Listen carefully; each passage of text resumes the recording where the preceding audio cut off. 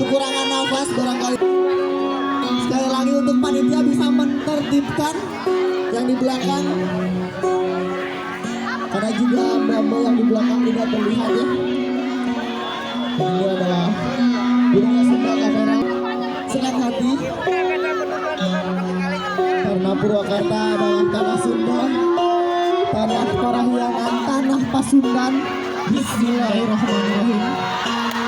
Pakai dan dicoba oleh